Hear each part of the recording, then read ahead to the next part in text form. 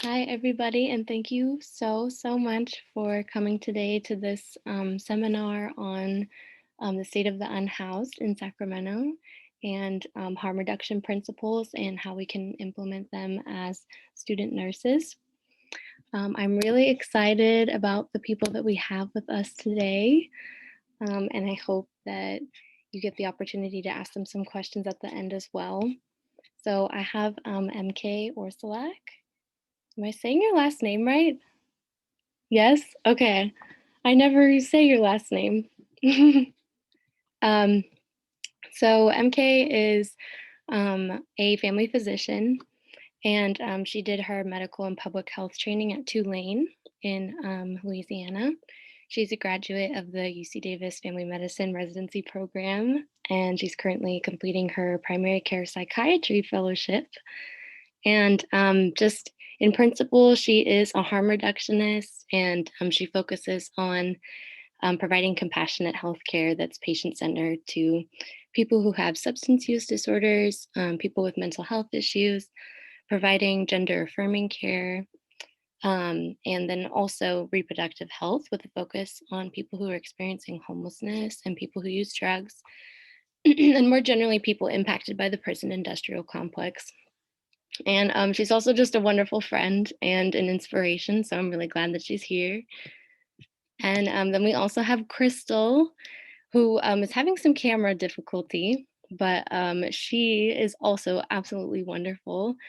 She is a strong advocate for the unhoused. She's the president and co-founder of Sacramento Solidarity of Unhoused People, aka SAC SOUP.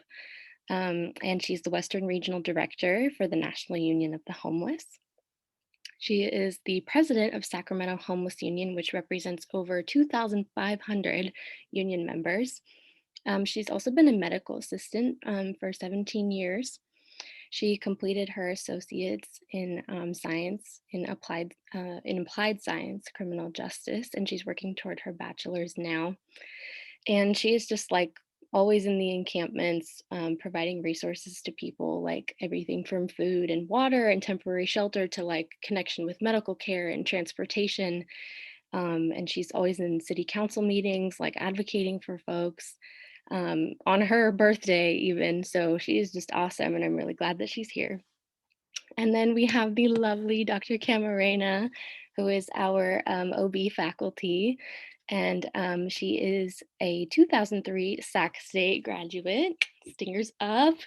And she has worked at Sutter Davis Birthing Center since 2004. She got her master's in 2014 and her doctorate of nursing practice from Fresno State in 2020. And she's been teaching at our university since 2017. And her doctoral project focused on patient-centered EMR communication behaviors when caring for at-risk populations and asking sensitive assessment questions. So like the triangle of trust, you know? And the patient population that she's worked with most closely is the migrant farm worker population in Yolo County. And so she is just amazing, and we are so glad that she is here to answer some of our questions about like the nursing side of things. So without further ado, I would love to get into some of the questions that we have for our panelists. So I just talked a whole lot about what you do, but if each of you would like to tell us more briefly about what you do and the settings that you work in, that would be amazing. So we can start with Crystal. Okay, awesome.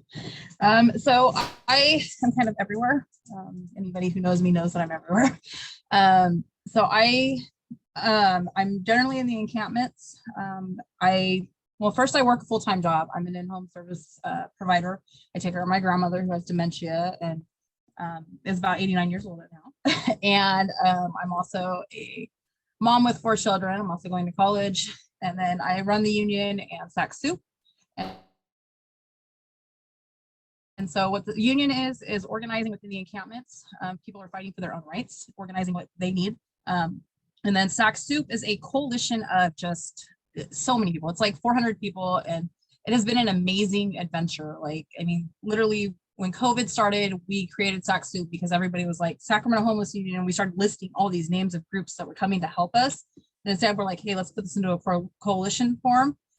We did become a 501(c) because of the fundraising. And like I said, we've taken people's talents and what they could do during this pandemic, and we've put this to use in the encampments. So we had seniors who were serving food prior who could no longer serve. We had them at home making food. We would do porch pickups. We had people making masks. We would pick them up. We had people mailing us stuff. And then for people who wanted to be out and could be out, we became certified under the public health department to be essential workers within the encampments. And so we brought out food necessities. We were the first people out telling people, hey, COVID happened, because all of a sudden access closed and nobody knew what was going on. We worked closely actually with Dr. MK around doing vaccinations and educating folks that are outside. Awesome. Thank you so much. And we can hear from MK next. Yeah, hi. Thanks, Raven, for the introduction and for having me here. Really excited to meet with y'all. And you really kind of gave all my highlights. I'm a family medicine doctor. I work at UC Davis, but most of my clinic time is at the Sacramento County Primary Care Clinic, where I see patients and work with the residents. I work very closely with Crystal and SAC SOUP. And right now I'm the Sacramento County Department of Public Health vaccination lead for people who are living outside. It's a very long title. I gotta figure that out a little bit better, but basically working with and then all the other outreach groups to bring the vaccines to where people are. And so going out into encampments and offering vaccination efforts there. I do a lot of work with Suboxone and buprenorphine.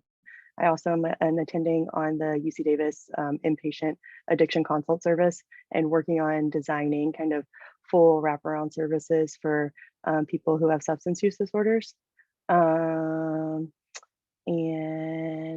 that's kind of it. I have a dog named Rev. She's a puppy. Yay. Thank you. And then Dr. Cam.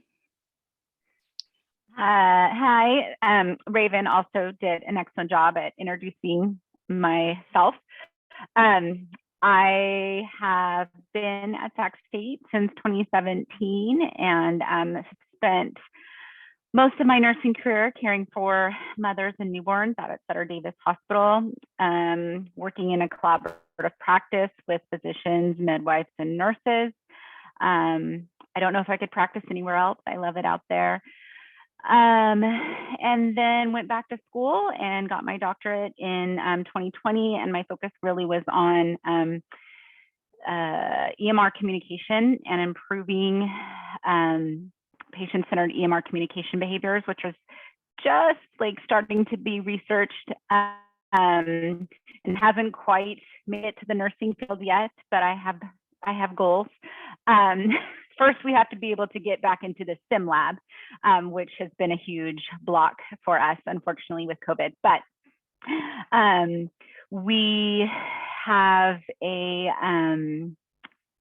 couple simulations that have been tested and that we want to be able to use with nursing students and really work on combating sort of implicit bias that can come with how we use the EMR and how to better communicate and connect with our patients, especially with the massive amounts of mandatory screenings that we do in the hospital at admission, and being able to approach those in a better way and hopefully get more, CommuniCare, woohoo! Great, love CommuniCare. And the midwives we work with from there. I have been very lucky and blessed to I consider grow up in a nursing community that had a pretty rich public health presence and working with the community clinics in Yolo County. And so, yeah, that's me. Not super exciting.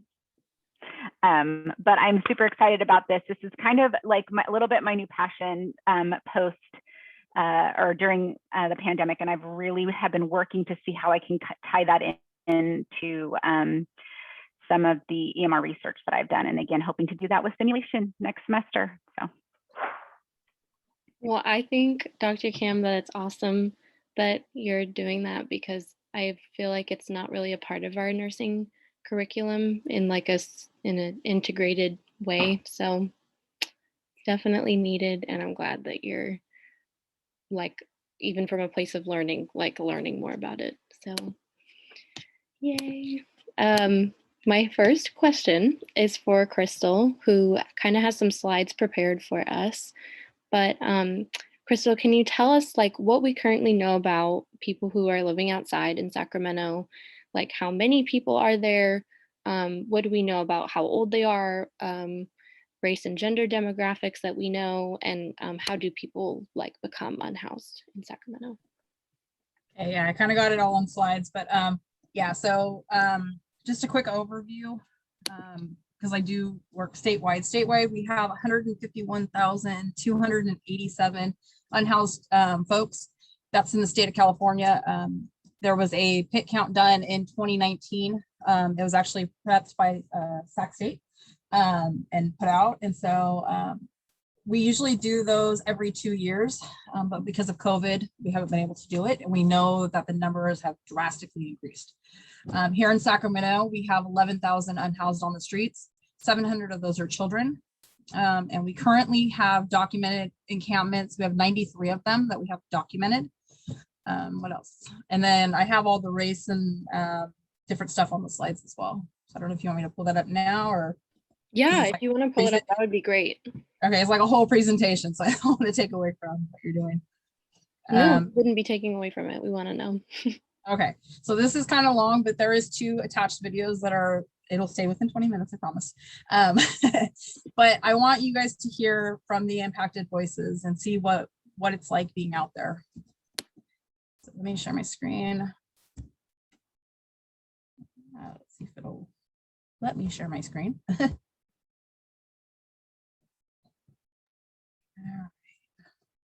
You guys see it? Yes. Okay. So we are, again, Sacramento Homeless Union, SAC SOUP. Sacramento Homeless Union is a chapter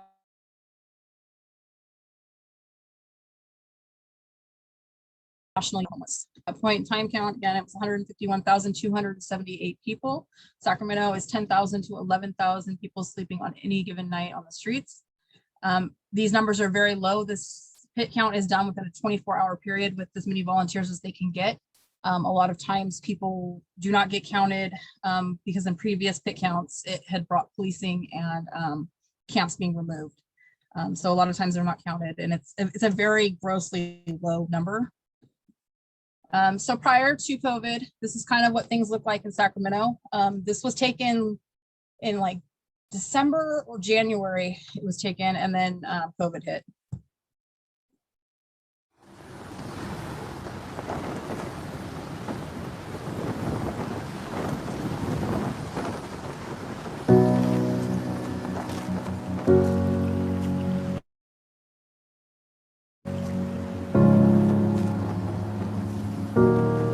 You are not hidden. There's never been a moment you were forgotten. You are not hopeless. Though you have been broken, your innocence stolen, I hear you whisper underneath your breath. I hear your SOS, your SOS. I will send out an army to find you in the middle of the darkest night. It's true, I will rescue you. There is no distance that cannot be covered over and over. You're not defenseless. I'll be your shelter, I'll be your armor. I hear you whisper underneath your breath. I hear your SOS, your SOS.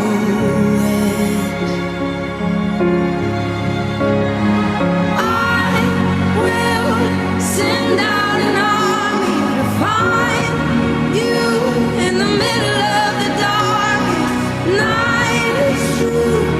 I will rescue you.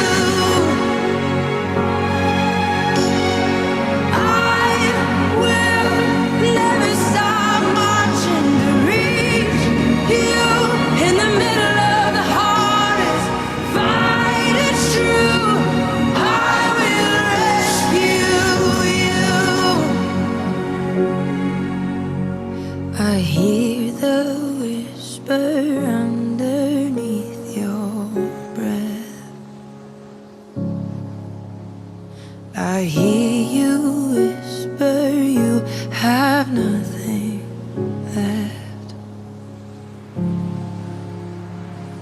I will send out an army to find you in the middle of the darkest night. It's true.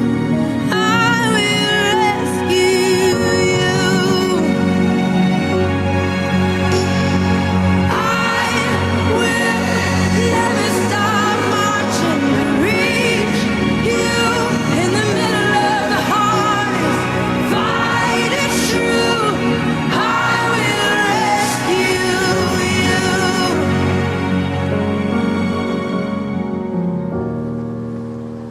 Oh, I will rescue you. All right, so some of the people that were in that video are here. These are people that we've worked with for years. Dr. MK knows a lot of these folks and work with them regularly as well. This is kind of what services look like. It's been done on grassroots basis. We haven't had much help from our city and county, and everything's been done through community engagement, whether that be medical students coming forward, whether that was, individuals bringing out food. We had restaurants giving us leftovers. We've been able to maintain this for the entire year during COVID. Okay, so here's some demographics. Again, this is all in the PIT report. This just shows a little bit about, the ethnicity, some of the genders, but again, this is, now 2 years old and it's definitely increased. And so people always ask, well, who's in the camps? We get this horrible stereotype of what people are in these camps, and it's not necessarily true. We have people of all ages. We have tons of children out there, all genders, disabled, family, children, families, all races, all ethnicities, all cultures, we say all human. There's tons of reasons why people are out there, things from, being evicted to domestic violence, mental health issues, loss of job. And again, we have 93 documented camps out there. Wraparound services. No, again, we don't get many city and county provided services. It's like pulling teeth, but we as grassroots groups have come up with a plan, and that's kind of what we've done with SAC SOUP and Sacramento Homeless Union. And I'm not going to read this whole thing, but basically hunger is a term used to define periods of populations are experiencing severe food insecurity, meaning that they go for entire days without eating due to lack of money, lack of access to food or other resources. Food is a very big part of what we do. We, outside of this fight for, our rights, but food is, you have to have food. And so how we do this, again, we are definitely not rich. We are definitely not funded by any means. We've done this through donations through social media, asking our neighbors, community gardens. We've got volunteers through churches, ministries, individuals, community drives. And we've worked with food vendors from farmers markets, local stores, leftovers from restaurants, and leftovers from residentials. This is kind of some of the stuff we take out, just stuff that people need. People need toothbrushes, people need sunscreen during the summer. It's hot out there, people are getting burned. Water, those huge necessities. This is what a food line typically looks like. We usually serve anywhere from 200 to 400 people a serving, and we have multiple groups out doing this now. So we work on, we're not just about like feeding people. We're not charity. We're charity, you know, just feeds people. We're all about solidarity and getting things changed. So we have come up with a preemptive crisis management plan. Within our camps, we have management. We do case management, food, sanitation, advocacy, community engagement, medical, organizing, legal donations, housing, and education. And so in the beginning of COVID, we worked with Kim Lau, who was a medical student, and she created the med encampment team, which then, I still don't know all the logistics of this, but MK does, merged with the Sacramento Street Medicine. And so these are our folks that are going out to the encampments and providing medical treatment.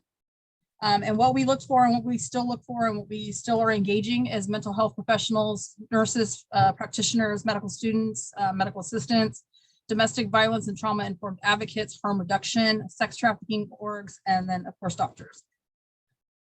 So this is the medical team. When they first started going out, they became certified under the Sacramento County as COVID-19 official disaster service workers. And these are some of the things that we see out there. So we see a lot of wound, they do a lot of wound care out there, triaging for COVID, triaging symptomatic folks, chronic conditions. And again, Dr. MK can talk a little more about that stuff, but and then we have huge issues with sanitation. We have people using the streets as restrooms, which causes bigger problems. We all know that, you know, bacteria and just the stuff that comes with, you know, having to relieve yourself, it's really real. And, you know, having to fight for a restroom shouldn't be an issue, but we do. So when COVID started, we actually purchased the first 30 hand washing stations. We actually had the governor's office call us asking where we got them from. We had them for 2 months. And in the meantime, we had UC Davis and the SEIU 1000 help us build these hand washing stations that were temporary that we took into the encampments. It had the clinic names and resource locations, how to wash your hands. And then they had unique identifiers. So if they were to be taken or confiscated by the police department, we would be able to access them. Trash, that's always a huge thing when it comes to our unhoused community. Again, if you give people the tools, they will clean up after themselves, but we have been fighting for trash services, which again brings in rodents and all kinds of, you know, things that cause public health issues. We were able to get 40 bathrooms throughout the county of Sacramento, which 11,000 versus the 40. I mean, we need more, but we're still dealing with that.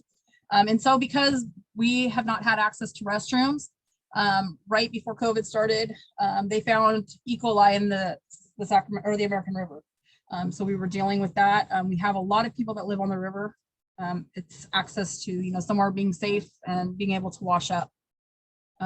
We always say we have to continue to fight the policy. And so what we did in that regard, right before COVID, we had a commitment 2020, which was to stop sweeps immediately and indefinitely. And what we ended up doing, the city and the county were not following the public health order when COVID happened. We took them to court and we won a lawsuit stopping sweeps. And it's still happening a little bit, but we've been able to at least slow this progression of COVID within the encampments. The camp leads actually helped me put together most of the slide. So this is kind of what they want to see. And it kind of is self-sustaining until housing is available. So again, showers, restrooms, food storage as necessities, security and trash services, and a community cooking area. This is the same thing, something like you would see like on X Street. We're very in tune with inclusion sensitivity. So we make sure that we are in line with like religion, race, age, socioeconomic status, sexual orientation, ethnicity, education, nationality, gender, and generations. And so this kind of reminds me of when you work in a doctor's office, you have that soap for your file. This is our case management. We focus on chronic medical conditions, resourcing. We focus on animal services for people who have animals. We have people's demographics, their name, their age, pictures, different things like that. And then we also have emergency contacts if something is to happen to one of these folks. We fight and believe that housing is a human right. we protect people. We want to protect people from evictions because that is the step to homelessness. We say you can't get better in a tent or in a mass shelter, neither physically, medically, socially. We can't get better in these situations. So what does housing look like in Sacramento? I'm almost done, guys. Housing in Sacramento. So Sacramento actually lacks 63,000 units of affordable housing per the HUD guidelines. In the county, how they have elected to do their sheltering, they do scattered site shelters, which is basically like a group home where a bunch of people live in a house. The city has the Meadowview shelter, which normally is supposed to be 100 beds. It's been 50 due to COVID, and it's been closed most of the time because of COVID positives. It isn't only for women. We have Safe Ground, which just popped up, and we have safe camping and then safe places for people to park. The VOA runs a small shelter, and then we have the motel project that they're doing right now, which doesn't incorporate food, so we're having issues with that as well. So this is the last video that I'm going to show you. Video thing. So sheltering and what is going on within the unhoused community. This is from an unhoused person's a long time.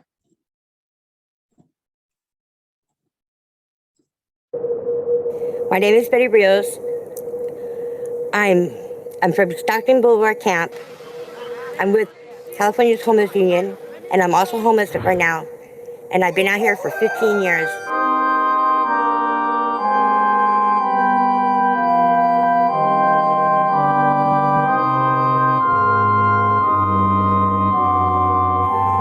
There's only been 12 people that went into the shelter houses since then. There's only one person that's still in it. There's people out here with pacemakers. There's people out here has multiple hernias. Some can't even walk. One has a trig in her throat. You guys just take them from the hospital, give them the best ticket, put them back on the street. Then people should have went to the homes first, but you took everybody who didn't have no problems with them, who could survive out here, but you left the ones who cannot survive out here. And this is what happened to them. They asked for help. You guys promised them help. Now they're dead. And most of us are all afraid about dying out here. Since then, we had 5 deaths. One was from a guy freezing. One was from a lady getting her arms broken and her neck broken and sodomized. Another lady was from domestic violence. One lady got hit by a car moving in the middle of the night. And one lady was from suicide. Everybody out here is not junkies. They don't drink. Most of them do want to work. It's just that we don't need a handout. We need to help that up. We just need resources and a place to at least keep our stuff overnight, that we can sleep and be safe. Not somewhere that this stuff is happening to us. I've been to city council meetings. I've been to out-of-town city council meetings to Marin. I go to work groups and meetings that they have for the homeless people. Something has to happen, and you guys are suggesting about making this tents that everybody moves into them. Nobody's gonna go to them. For one fact is that you have them only from a certain time to a certain time, and you have to leave. Why do you want to leave our own tents when we have to go move into another one just to have to move out in the morning? What about our stuff? We won't have no safe spot. In the daytime, we have to look for work. Where are we going to keep our stuff there? We can't take it with us to go to job interviews. We can't do nothing. We can't get an ID. We can't get a social security card because we don't have no mailbox to even get it to. That are more important things that we need is IDs, social security cards, and we don't even have a place to have them sent. You can't get a job. You can't get a house without them.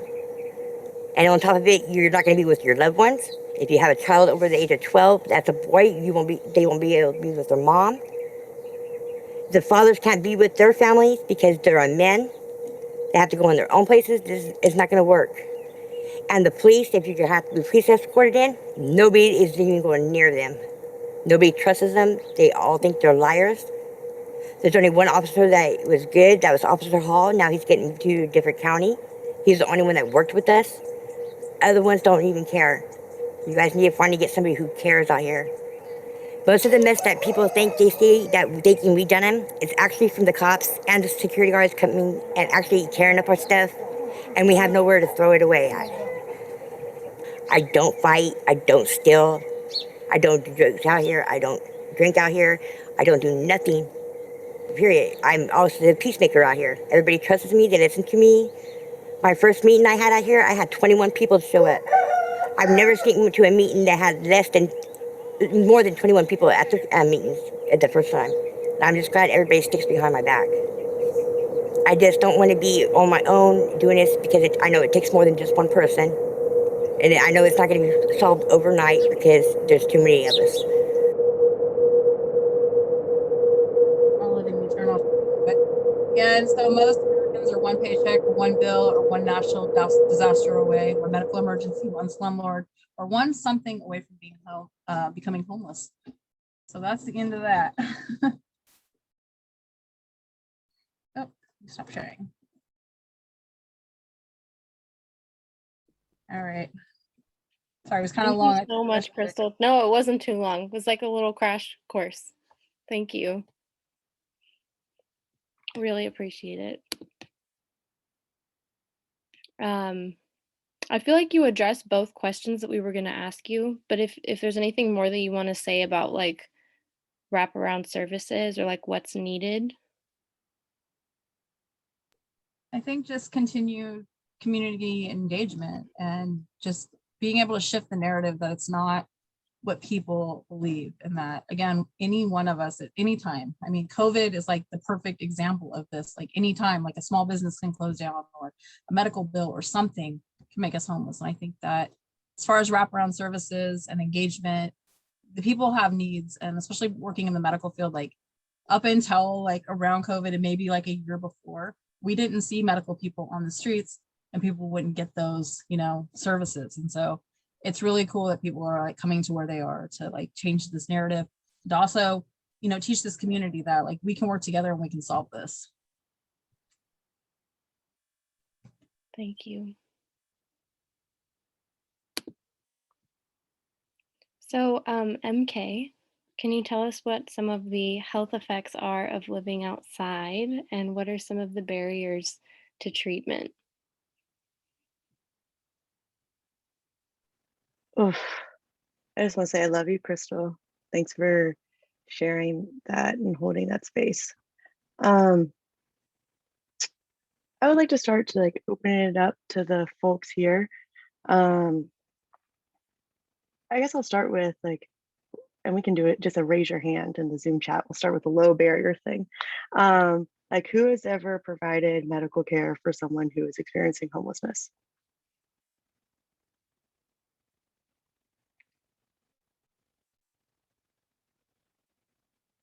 Yeah, so almost everyone is definitely something that we all come across. And Bubbles, I think, or Betty,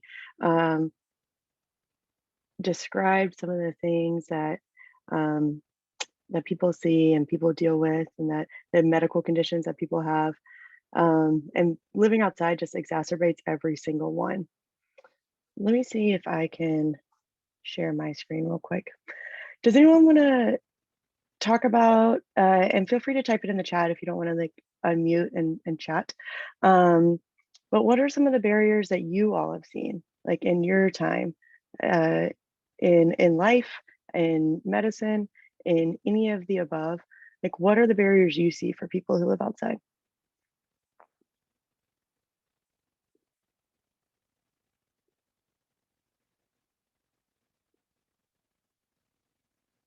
And Raven, can you look at the chat? Because I don't think I'll be able to see it once I Yeah. I'll speak up. share my Maybe I'll screen. get some of the students. Oh, I think Lauren was going to talk. I was just gonna say, the really obvious ones, I think, from an outsider perspective, are the lack of resources that they have. Even thinking about medical care, lack of clean water to wash their hands, lack of clean water to, if they do have a wound and they're trying to do proper, not even proper, but just do some sort of wound care. They don't have those resources that we all just kind of reach in our cabinet, turn on the faucet, and we're able to take care of ourselves at home. Tiffany just said the list is endless, and I could not agree more. And Diana said transportation is a big barrier, which like, yeah, for sure. Yeah, valid points. I think also like In my experience, people are like, I could go to the hospital, but they're not going to take me seriously. Like, there's no point in me going. Exactly, yeah. And that's kind of a good bridge between, I think, what me and Dr. Cam are talking about, like the stigma. So that comes into like, what can we do? What are some things we can start doing as individuals, as advocates, as providers, et cetera? That'll be the second part of the talk. Crystal, I think, and I are laying this down right now. So this is the problem. This is what we have going on. And it is just up and up and up. And it's going to continue to rise and exponentially, especially after COVID. And Crystal's already said that. What I want to highlight is this right here. Everyone can read this, but the average age of death in Sacramento, in our city, in California, the capital of California, which is like the fourth biggest economy in the world, the average age of death for people who are living outside was 43 years for women and 52 years for men. This is unacceptable and it's inhumane. This slide just shows the rates of chronic diseases that we all see, comparing people who live outside and people who don't, who are housed. And every single main chronic condition is higher in people experiencing homelessness. And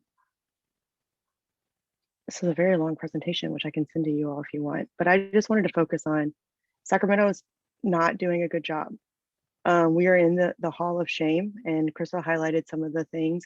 We have like pretty criminalizing policies for people who are experiencing homelessness, and not a lot of support and wraparound services for them.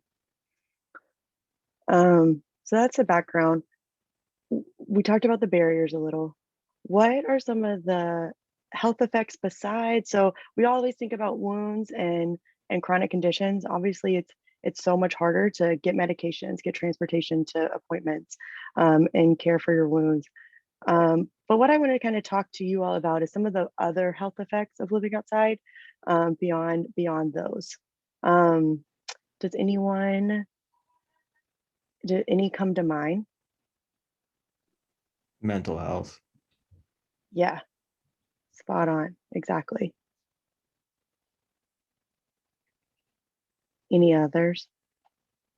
I think if you're constantly worrying about like your belongings, if you have to leave them behind, or like just your safety because you're living outside, that takes a really big toll and doesn't like just go away because you have a night in a motel or something like that. Yeah, exactly. So this is just a short list of just things to, oh, go ahead. Was someone saying something else? I was just going to say disruption of the family unit. So like they had mentioned in the video, you know, deciding between staying in a shelter and being separated from your 12-year-old son.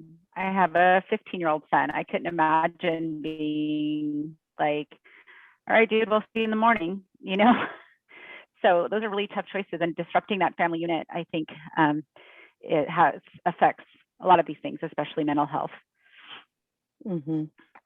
Yeah, thanks, Dr. Cam. That's a great point. Well, in the chat said elements, and Tiffany said safety is huge. So a lot of agreement on that. Yeah, and exactly, great points. So this is just a short list. So this is mostly comes from a paper that I can send out if you're interested. That was a survey in Colorado that looked at a couple hundred people living outside and talked about kind of what were their health effects, what did they feel, and the 6 that were mentioned were sleep deprivation. So I think I don't want to say the wrong number. Let me see. The average hours of complete sleep. Most people, like, this is the breakdown right here. Only 30% of people sleep on average 6 or more hours a night. Most people, when they're sleeping outside, are less than 6 hours, and 4 hours a night, 5 hours a night. 1/3 of folks are 3 hours or less. And we hear all the time in medicine, I'm sure y'all do too, about like residency and 24-hour work cycles and sleep and how that affects us. And this is every single day for folks who are living outside, just constantly getting disrupted by sounds, by people, by the police, etc. And it is huge, and that is why don't worry, the common theme here is, what is the treatment for this? Housing. This is always going to be the answer. Housing is what people need. Physical safety, someone mentioned in the chat. Exactly, 100%. And Crystal says this often. Most of the threats to people who live outside come from people from outside the camps. And one category of folks who are often not thought about is women who are living outside, and their safety, and the increasing rate of trauma that they experience, particularly with forced displacement or sweeps. So when camps are moved around, it breaks up protection units, and people are more vulnerable to any threat to their physical safety. Exposure to the elements is one thing that we talked about as well. And that one is pretty straightforward. Obviously, without shelter, there's no protection from the elements. So again, what is the cure? It is housing.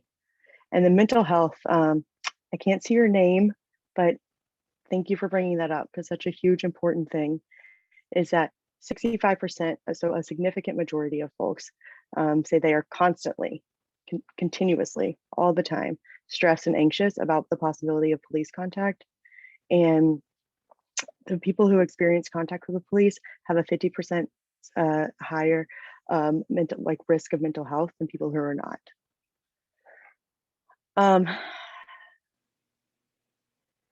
Sanitation and infectious disease spread. So this presentation I made before COVID, and COVID highlighted some of the things that the risks that people who are living outside face every single day.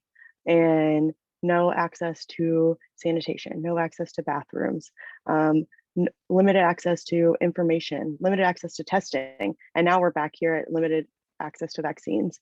So part of the work that I do with Crystal and team is to try to reduce those barriers and bring medicine to people where they are. And that is one small way to decrease the barriers. But again, providing wraparound services, housing, transportation is really the key. And that is, I'm just gonna leave that there. And just say that being homeless is not a crime.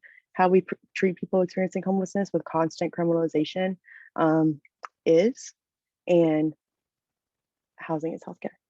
Over and over again, it is really the theme. And I encourage you all to join any groups to advocate for people who live outside. Your voices do matter. And when you can talk about the folks you see, the patients you have, the experiences they have, again and again and again, it is, I think, our duty as healthcare providers to just continue to advocate for housing. MK, thank you so much. Oh my gosh. I didn't realize it was that high. The people who they're like, I'm anxious about police contact at any given time. That's crazy. Can you, I know we don't have a lot of time left, but I would love it if you talked about harm reduction and some of the principles of harm reduction and how it can be integrated into the medical model of care.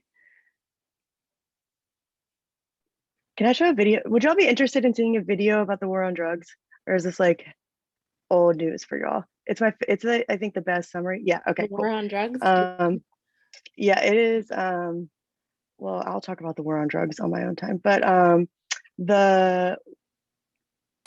has anyone read or seen, has anyone read the new Jim Crow laws or seen the movie 13th? Yes. If not, it's on Netflix. 13th is, it's a documentary, and it is a detailed dive into the war on drugs and how it is rooted in racism and how it disproportionately affects people of color, and it is not effective. This video is from the Drug Policy Alliance, which is an incredible advocacy group that does a lot of work to decriminalize drugs. Very hard to watch. Yes, Tiffany. Yeah, so trigger warning, create that space for yourself as a learning to be a better provider, to understand where people are coming from. So it's definitely go into it with that mindset. Let me see. Yeah, dedicate some time after you're done watching it. And just like kind of in that mind, this is like kind of a hard quote to read, but I just want to, these, you can't really see it. I'll send a picture later. But basically it's like Richard Nixon talking about how the war on drugs was all planned as a way to criminalize people of color. So this video here, and I did check it before. Can you all hear that? No. Raven, can I send you this link and can you do it? Yeah, you might have to share your audio. That's okay, that sounds hard. Let me see.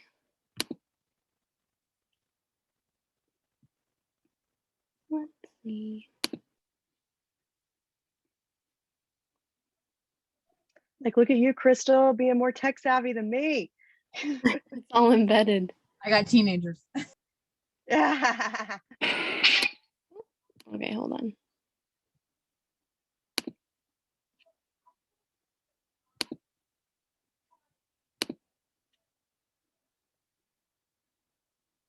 Okay. Can you hear? In 1986, when I was coming of age, Ronald Reagan doubled down on the war on drugs that had been started by Richard Nixon in 1971.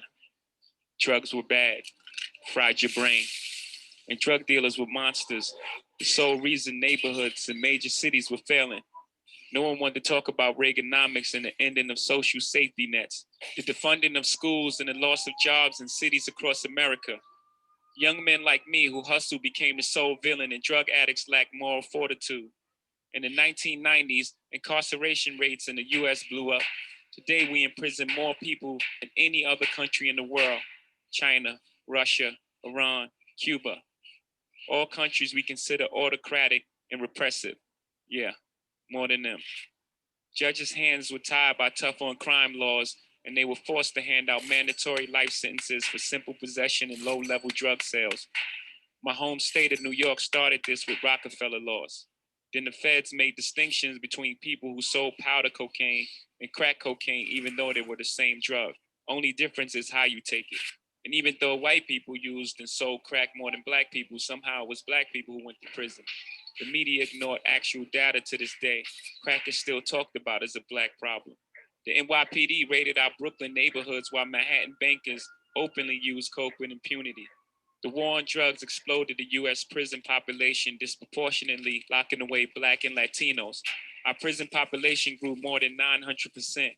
When the war on drugs began in 1971, our prison population was 200,000. Today it is over 2 million. Long after the crack era ended, we continued our war on drugs. There were more than 1.5 million drug arrests in 2014. More than 80% were for possession only. Almost half were for marijuana.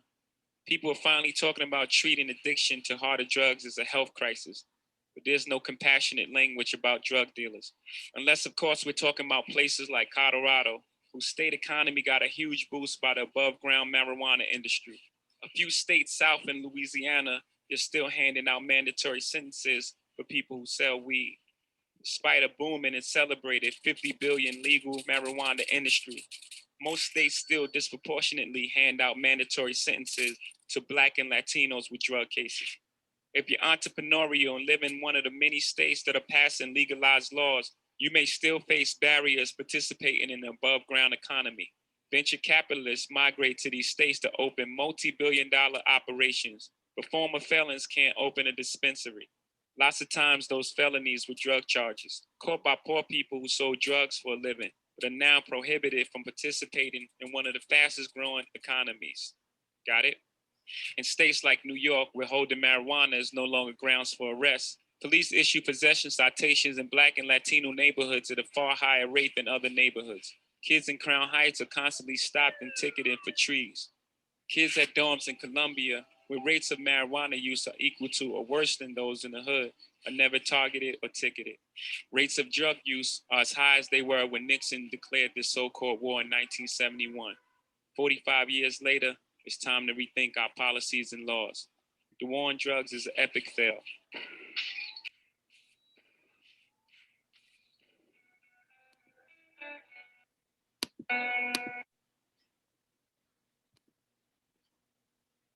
Thanks for playing that. Yeah. What do y'all think about that video? Any thoughts that come to mind that anyone would like to share?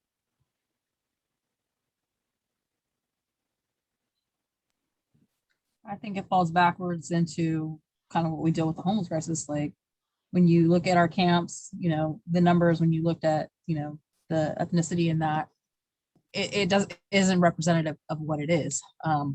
Literally our camps are primarily our BIPOC community. And we see the criminalization of the encampments the same way. People are being criminalized for small things, going to jail, then being dumped back to the streets. And same thing like with the drug deal, possessions, those kind of things. They go in, they get backed up to the street. So racism and these systems, that's something we fight, a huge fight, the systemic racism all the way around. It's a mess. And so, yeah, it's set up from failure. It shouldn't be, you know, this system like this. And we do have the most prisons here in California. We have 35 of them. And so, which is disgusting. And our largest employer in California is the CDCR. So.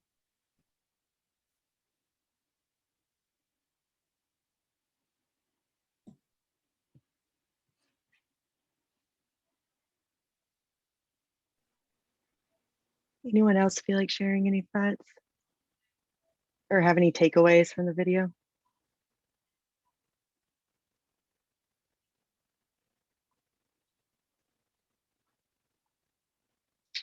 Well, I can share mine. I have a lot. That the war on drugs has not been successful. It's extremely stigmatizing, and it hasn't had any effect except to destroy the lives of people of color, which translates kind of into, well, you can't arrest and criminalize like out of substance use. And so what do we do? What do we do about it? What do we do as healthcare providers? I'll narrow our lens here. I'll bring it back. So what do we do as healthcare providers when we're talking to people who use drugs? Which brings us to the philosophy of harm reduction. So it's gonna be the last time I share my screen. 2 more slides. Here we go. So harm reduction, here's the definition. It is a set of practical strategies and ideas that's aimed at reducing negative consequences associated with substance use. And it is also, which is key, a movement for social justice built on the belief in and the respect for and the rights of people who use drugs. And I just want to emphasize it is like a movement built on the belief in, the respect for, and the rights of people who use drugs. So it's rooted in like meeting people where they are and just talking to them as humans and taking and not treating them any differently. These are the principles of harm reduction. And I have these written on my office wall, and I think about them and reflect often in patient care interactions, and kind of the principles that I try to adapt as a physician. Respect and non-judgmental understanding of each individual where they are. You'll hear this often phrased as like meeting people where they're at. That can be translated to so many different ways. Acceptance that substance use is complex and multifaceted. And this harm reduction translates not just to substance use, it's like to everything. Heart failure, diabetes, like all these things are so complex and multifaceted. And we got to understand that as providers, and just really try to work with folks and empower the individual as a primary agent of change. And then compassion and collaboration. Is everyone familiar with the golden rule? What's the golden rule? Someone. I know someone knows. Do you mean the golden rule, do unto others as you would have them do unto you? Yes, exactly. Thank you, Christine. The platinum rule of harm reduction is like, do unto others as they would want to be done to them. So it is like doing things that like with the person centered and all things built on like their life and their beliefs. So it means like, you don't have to stop drugs. Stopping drugs is not the only way. Like most people who use drugs don't suffer consequences from it. And Carl Hart just wrote a really great book. He's a neuroscientist from Columbia, it made a lot of news because he talks about how he uses heroin recreationally. And it's called Drug Use for Grownups. And it talks about all this data about how most substance use isn't harmful. But we have criminalized it so much that it has just stigmatized so many folks. So I'm going to end that there. And then, yeah, pass it off. Thanks for listening, y'all. Thank you, MK. I think I have a lot of thoughts about everything that you've both said because a lot of it is new information to me as well. And like coming from like a family with substance use issues and like learning mostly about like recovery or and then in school learning like a medical model of treatment where it's like a disease, it's really different. So for me, it's like, wow, this is a lot of new information. But I really appreciated that you brought in, like, there's no conversation about harm reduction or about drug use without also talking about the fact that, like, it's been systematically criminalized and that that has disproportionately impacted Black and brown people. So thank you for saying that. And finally, I would really love to hear from Dr. Cam what drug-related stigma means to you and how you've seen it negatively impact patients. That's my first question. And then how can we implement harm reduction as student nurses and as nurse professionals? Okay, thank you. I have two tough acts to follow, but I will, I'm going to make mine a little brief.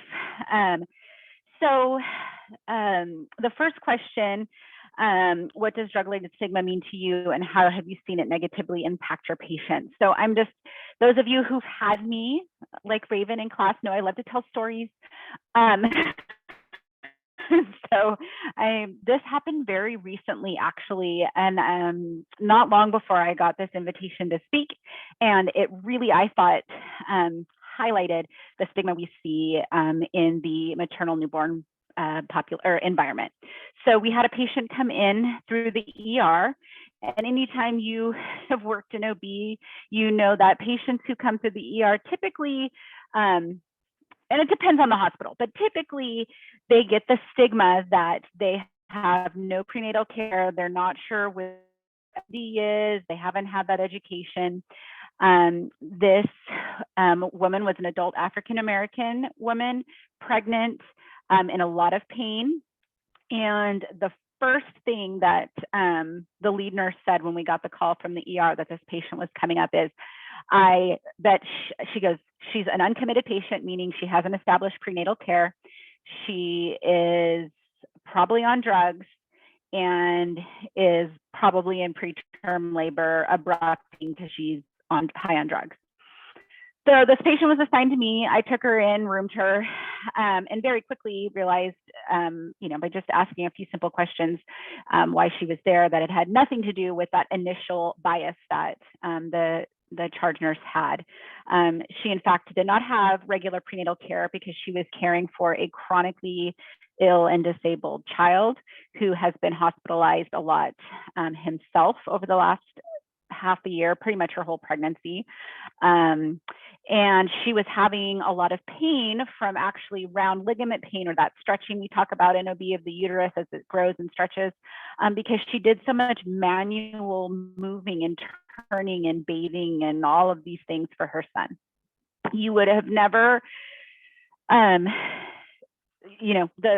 nurses at the desk who were talking about this patient, and I work with wonderful people. I'm not by any means throwing anybody under the bus, but that is what a lot of times we see in lots of areas of OB, because we, for some reason, feel like at this point, because there's another being involved, whether or not you call it a fetus or a baby or whatever, that somehow people who make or have behaviors that can be harmful to themselves and therefore harmful to the fetus as well, they definitely get stigmatized as, being bad or dangerous or whatever there is. And so I feel like there's almost an extra level of stigma in terms of our population, because really that expectation is that you're doing everything possible to have a healthy baby, and anything that you are ingesting, if it could potentially harm your baby, makes you a bad person. So that's what I've seen. One of the things I wanted to talk about quickly, I know we don't have, Raven, is this on a timer? Like, is it going to cut out at a certain amount of time? No, it will not. Okay. Okay. I won't take too long, but I just didn't want to be like half in the middle. There's no rush. There's no rush. And the rest, after you're done saying what you want to say, is just questions from people on the call. Okay. So Okay, perfect. there's no rush. So one of the things that has always bothered me in my practice has been how we do toxicology screens on our patients. Working at a hospital that does not have a high rate of drug use in pregnancy, given our patient population, I felt like our policies were pretty biased. So our policy stated that if you had a history of drug use, no matter how remote, so if you came into prenatal care and said, I smoked pot when I was 16, then you got tox screened at pregnancy, even if you were 30 years old.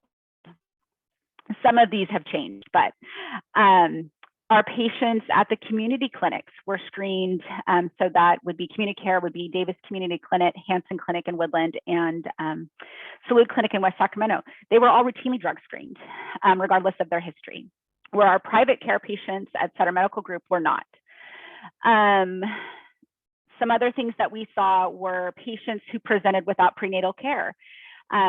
They were routinely drug screened without asking a history, or it was just sort of standard policy and literally written into our protocols. And even though sometimes that can be associated with drug use, we will see patients that go from hospital to hospital and don't have consistent care. What we also know about not having consistent health care is insurance, lack of insurance and affordable health care, definitely in terms of like gaps in care, inability to get time off of work, and then transportation. I think about it in Sacramento, we do not have a great public transportation system to get from one place to another. And so getting from work to your appointment can be difficult. And we talk about in my course how frequently high-risk pregnancies need to be monitored. So here you are already having a difficulty getting to work, and now you have also been diagnosed with diabetes, and we expect you to come 2 to 3 times a week. So that can be really difficult. And then a lack of a culturally appropriate care. I know it's maybe been a year now, I sort of lose track of time in COVID land. But there was a physician group that lost, or didn't lose, but a large group of patients left a physician group because they had male-only providers. And so even if that was the closest, easiest access, there were a large group of patients that were seeking other practices that often offered women practitioners. And if anybody has ever tried to change insurance mid-pregnancy, it can be challenging and can lead to gaps in care as well. So we, I think, have come to recognize that how we approach drug use in pregnancy oh, thank you, MK. I'll have to look at that. And again, I talk about this organization quite a bit. CMQCC, the California Perinatal Quality Care Collaborative, and the Maternal Quality Care Collaborative, they have a toolkit currently, Mother-Baby Substance Abuse Exposure Toolkit. And I was looking through it this afternoon before, and I was really impressed about how it integrated a lot of harm reduction techniques as well, going through a lot of your policies, your procedures, and just the verbiage in your handouts and how you can just be stigmatizing groups with, and that might not be your intent, but just the language that we're using. Studies have shown that providers with implicit bias, especially in drug use, shorten appointment visits, and also it generally can express, oh, sorry, it says my internet connection is unstable. Am I good? Cutting in and out, Yes, okay. I can hear you. Mhm. Okay, express less empathy. And then of course we have that whole complex situation that once we have a newborn that has been exposed in utero to different substances, developing a plan of care and not being punitive with, and that's really where the harm reduction model I feel like comes into play. I look back at some of the things that I was trained to do and that I did as a new grad. We used to tell our patients, if you don't consent for a tox screen, then we will report you to CPS. And so, of course, they felt, you know, as a patient, you would feel, you know, kind of your hand was forced to do so. And one of the things it talked about in this toolkit that I thought was so important that we do a really poor job of often is providing a true informed consent for that tox screen. I think a lot of times we think, oh, you know, you're just going to go pee in a cup, no big deal. And I think sometimes, I mean, I've seen providers almost kind of trick patients. Oh, we just need a urine sample. And it's definitely more in depth than that, especially in terms of legal involvement, but that really needs to be not the focus, like we have discussed. The focus needs to be on developing a plan of care that is the safest for mom and safest for her newborn. And so that talks, they really talk a lot in the toolkit about how toxicology results should really be used for pain management planning, in terms of labor, and then follow-up care for newborns and what they will need in terms of newborn care. So really, I got super excited. I'm like, oh, I'm gonna take this toolkit to Sutter Davis. I have definitely seen changes of practice over the years, and Communicare has definitely done a really great job as well, and has modified some of their practices in OB as well in terms of toxicology screening. And there's definitely inconsistency in terms of who screened and both racial and class-based testing. And we talked about consent. Sorry, I'm a big note taker, so you know. And then one of the articles that I shared, I can try to share a link here too, but I shared with my students in OB as part of their health literacy assignment is harm reduction principles for healthcare settings. And so it was an article out of the Harm Reduction Journal, and it really focused on how we can take these harm reduction principles and adapt them from the two major populations where we've used them historically, one being substance use and the other being HIV patients, positive patients. And so the person who like kind of lit the fire for me was a physician out of UCSF who's been in the news because of COVID and because of her infectious disease background, but really using these harm reduction, it's been a long day, harm reduction principles in other patient populations. And she actually used it a lot in terms of COVID and patient education because, you know, we can't shame people into behavior. And I think sometimes we have, yeah, I think, is it Ruth or group? It's Monica. I think it's gone. I'll have to look it up. She's great.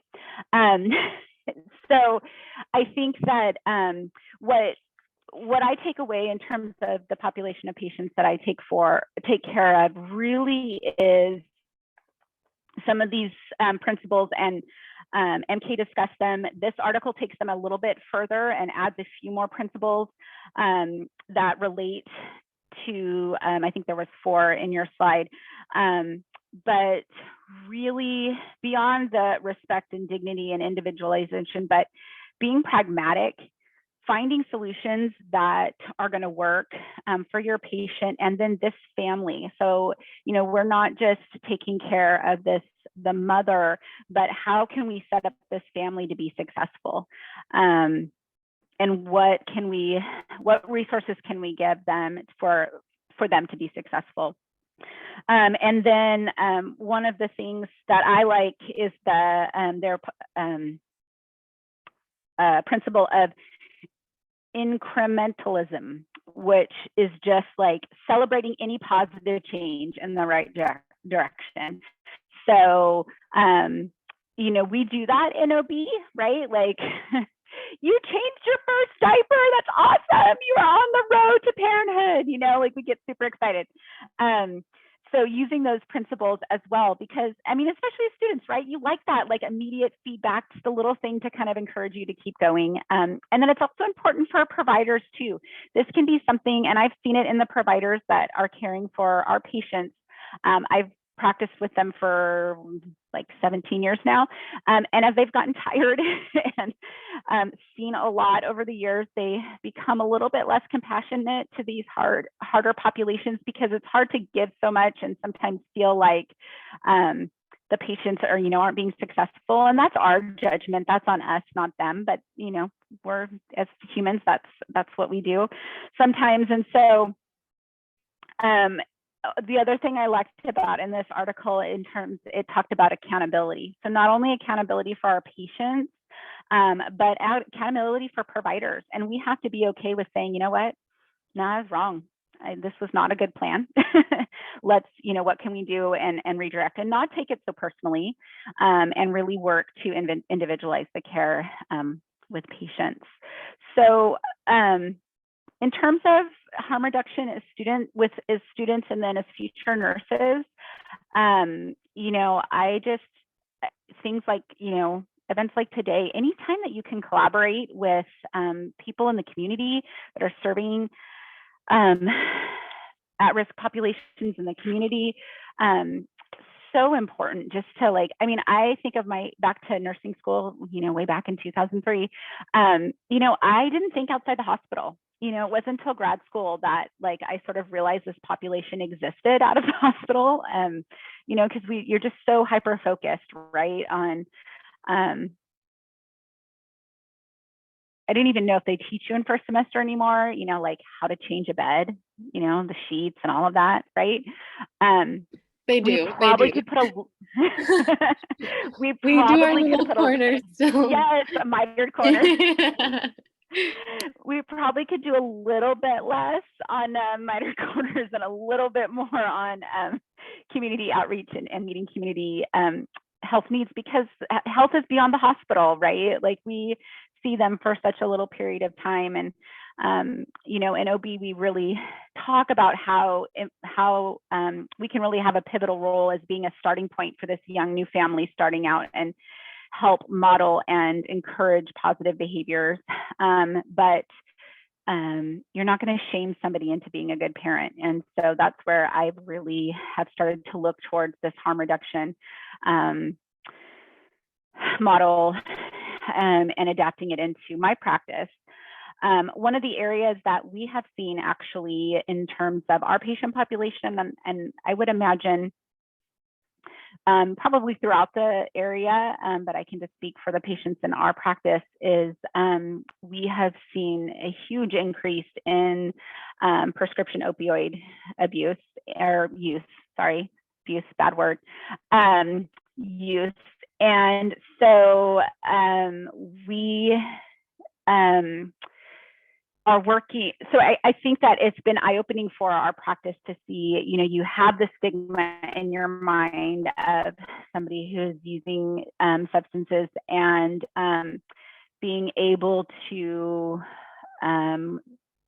sort of broaden your vision and sort of capturing all of that. And one of the things that I think is so important too is that when we stigmatize, you know, we really are, you know, we only have these patients for a little bit in the hospital, right? Hopefully they're not there forever.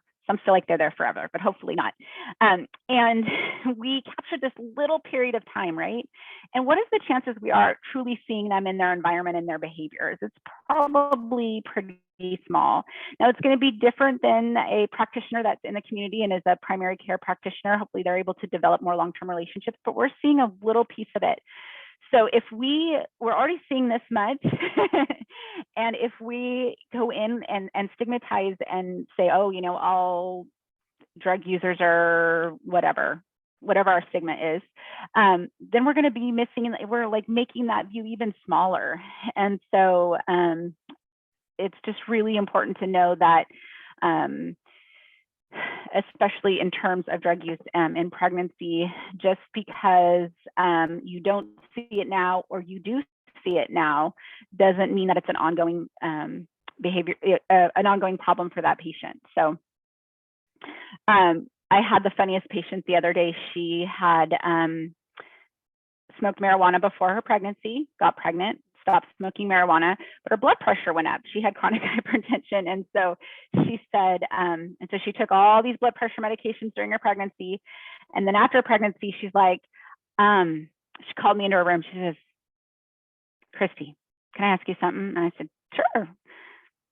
Can I go home and smoke pot? I was like, I don't think I've ever been asked that before. And I said, well, let's see. And then her partners piped up and goes, she's not your mom. You can go home and do whatever you want. I was like, that is so true. I am not your mom.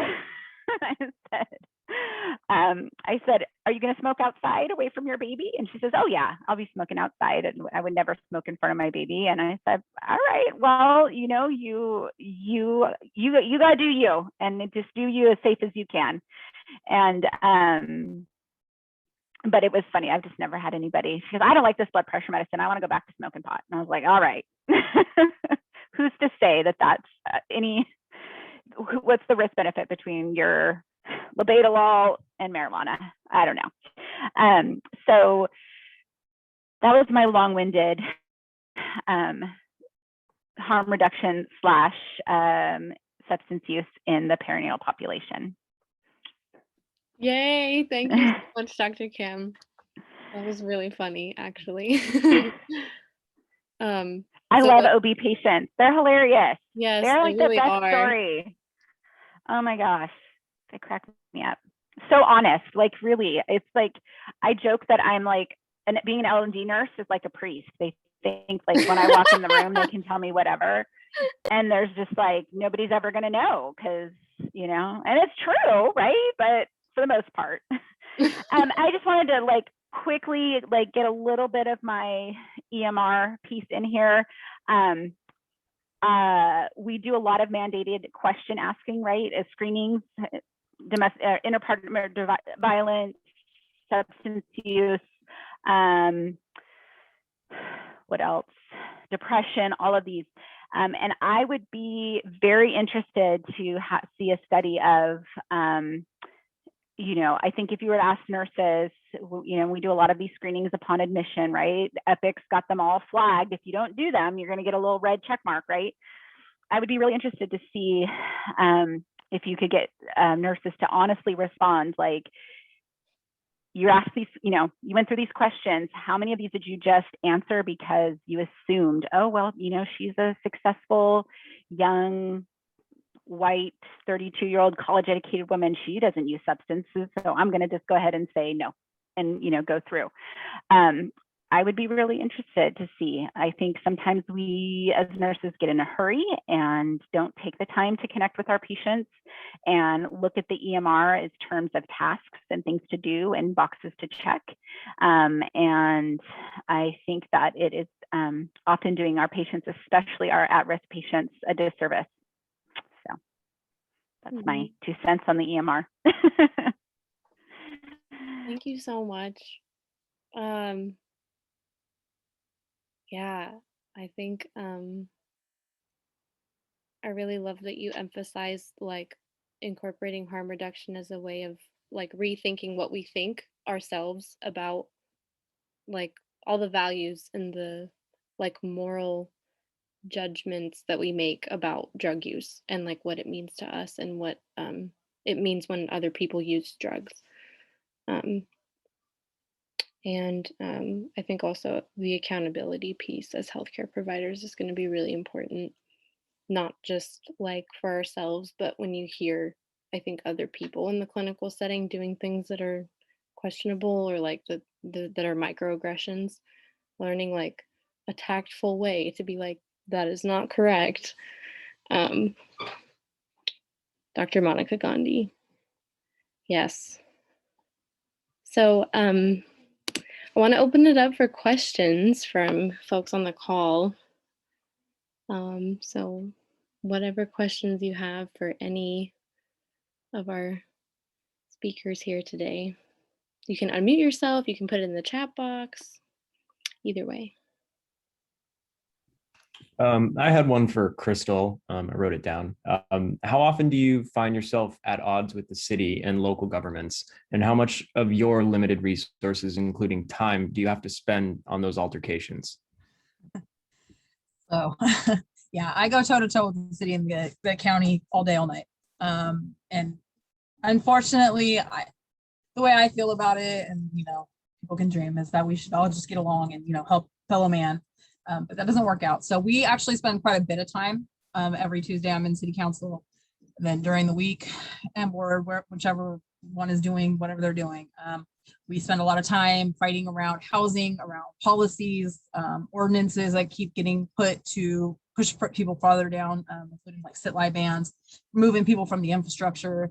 I'm very solution-based. So if it's something that is attacking and not promoting a solution, you'll see me there. I spend a lot of time in meetings. I spend a lot of time in camps.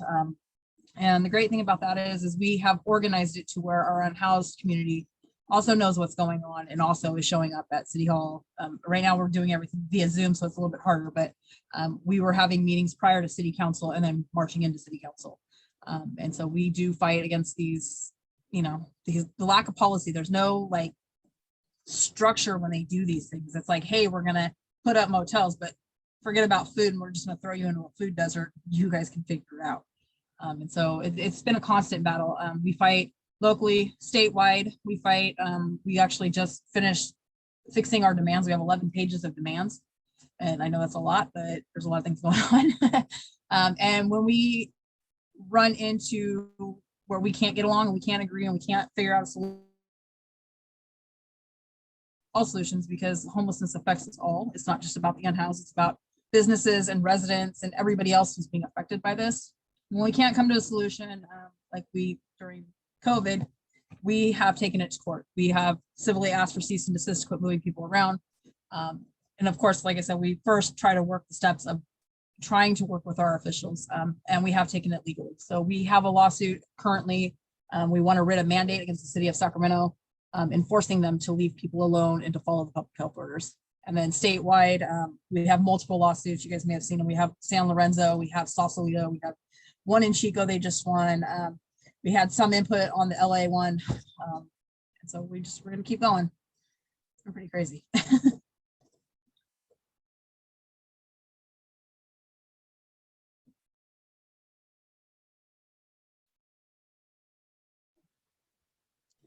Dr. Camarena, I have a question for you.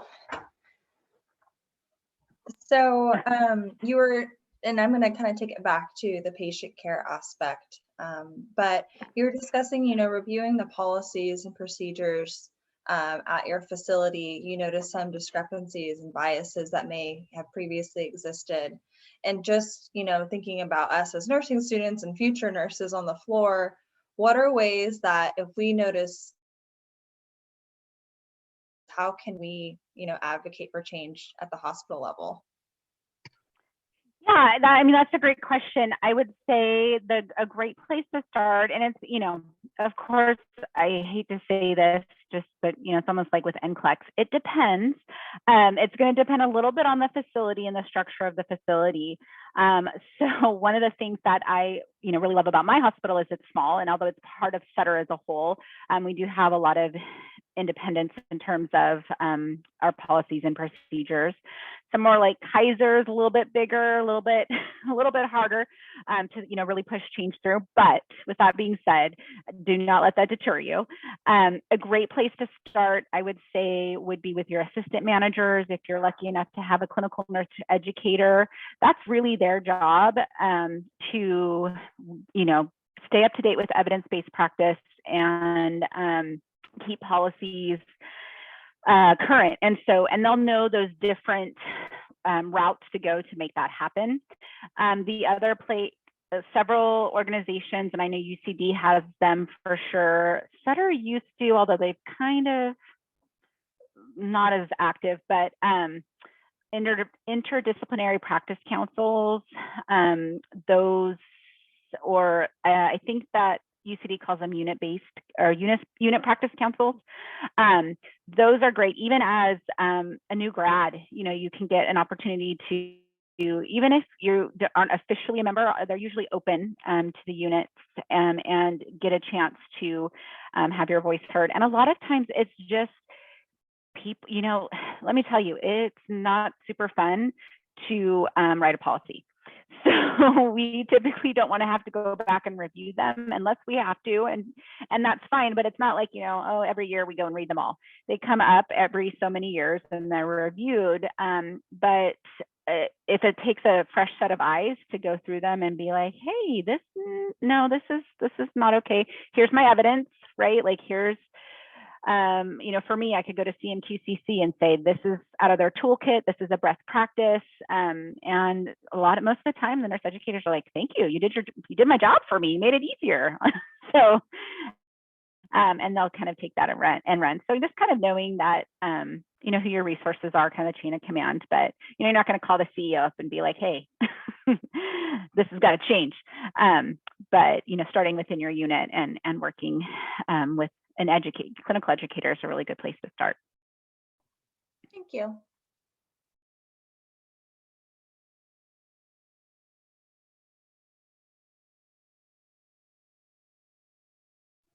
Crystal, I have a question for you as well. And this is just an opportunity of learning for myself and maybe others on the call. I heard in this discussion both the term unhoused. Is there a term that's better or more appropriate when we're talking about that specific community? So there isn't in writing. In writing, people are called homeless, but people prefer to be called houseless or unhoused because the general consensus and what you hear out there is home is where you make it, or home is where you lay your head. And so we utilize.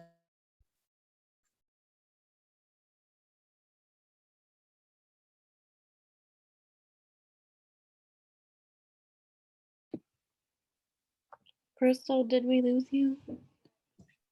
No, I'm here. Do you guys hear me? Yeah, we just lost the audio for a Darn second. it. Did you guys hear the answer? But we heard that you said that home is where you lay your Okay. head. Mm-hmm. Thank you, Crystal. For sure.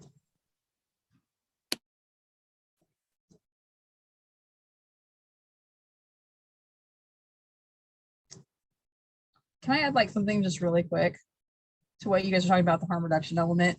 Yeah. Working in the medical field, like, I'm not a nurse, I'm not a doctor, but I've worked in the medical field for a really long time. And we really do need to try to break the stigma of the word harm reduction. When you say harm reduction, the general thought, and I'm just going to say it is, that's a junkie thing. That's something that, you utilize it with junkies. I think too, that like how we do that in ways that we've been able to incorporate that. I seen a lot of like usage within seniors. I used to run DEA reports to find out where if people were getting multiple prescriptions in different areas. So we see that, but I think that oftentimes like learning in our encampments and things like that, people will often want to quit, but like when you're homeless, like there's no continuum of care. Like you don't have anywhere to go be sick, especially like coming off of things like heroin. Oftentimes that also can trigger like other ailments. And even like, people, I don't know if anybody's ever witnessed or like watched a video when somebody is coming off of heroin. It is horrific. And so I think that things that we can potentially push as a positive element when we say it are that, you know, again, people, even if they're using and they're utilizing harm reduction, that doesn't mean that they don't want to take care of themselves. So like clean needles, condoms, things like that. It's important to, you know, still know that these are people, like, you know, whatever your circumstances are, like, you know, I mean, whatever you believe in or don't believe in, it's like, if you want to be able to take care of yourself, you should have the access to be able to do that. I know that having, you know, we've been able to do a lot of things with that. And I don't have like records or numbers or any of that, but my mom was an avid heroin user my entire life. And seeing the people around her who, you know, during this generation, like the HIV was like so huge, and, you know, the reusing of needles and all of that, to me, harm reduction is a lifesaver. And so pushing the narrative, you know, when I first heard of harm reduction, I was like, what the heck, what are you talking about? But like actually learning about it, like it's really important.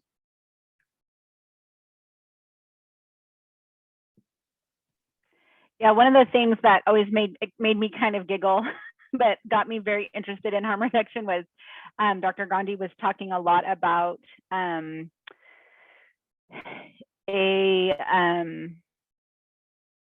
reduction and mask wearing.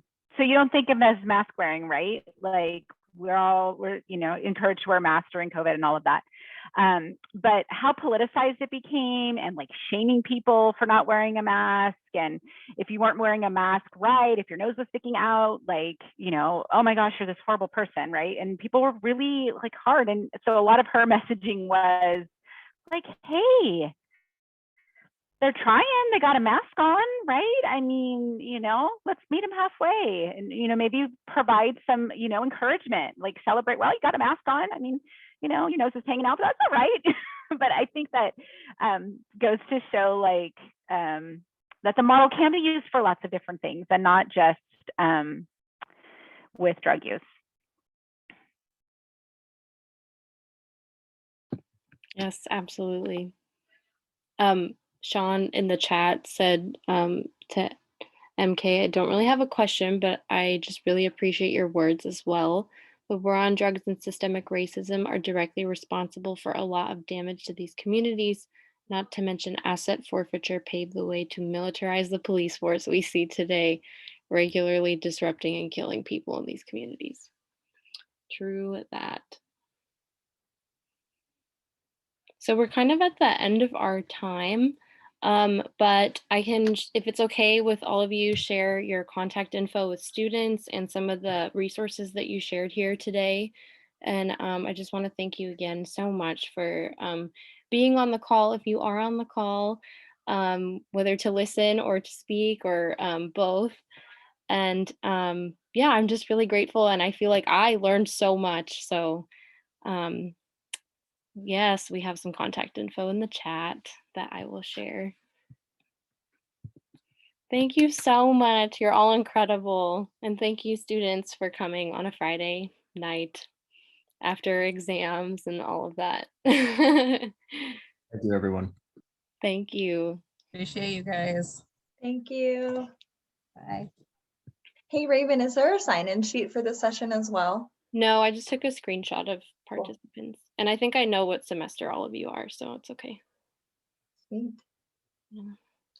Thank you, everyone. Thank you. Have a great weekend. Bye.